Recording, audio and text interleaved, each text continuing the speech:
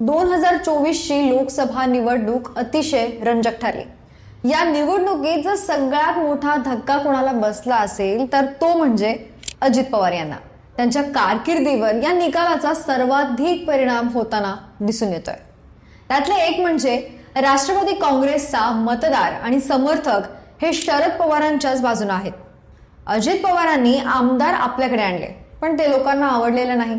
त्यामुळे सुनील तटकरे यांची जागा वगळता कोणतीही दुसरी जागा अजित पवार गटाची निवडून आली नाही।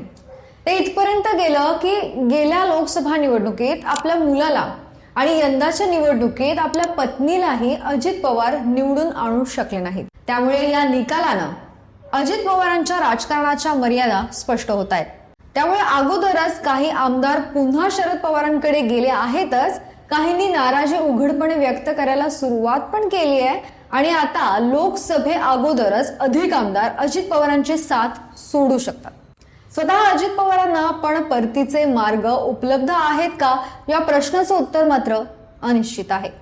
दुसरं म्हणजे भाजपच्या पदरी अजित पवारांचं राजकीय मूल्य किती आहे हेही महत्त्वाचं आहे। अजित पवार अधिक जागा निवडून आणू शकले नाहीतच, पण त्यासोबतच त्यांच्यामुळे भाजपचा पारंपरिक मतदारही दूर गेलाय। अशा तक्रारी आधीपासूनच भाजपचे काही नेते करतायत। त्यामुळे भाजप आता अजित पवारांच्या युतीबाबत महत्त्वाचा निर्णय घेऊ शकते यात शंका नाही। आणि जर भाजपनं अजित पवारांशी अंतर राखलं तर तो अजितदादांसाठी राजकारणातला निर्णायक धक्का समजला जाईल।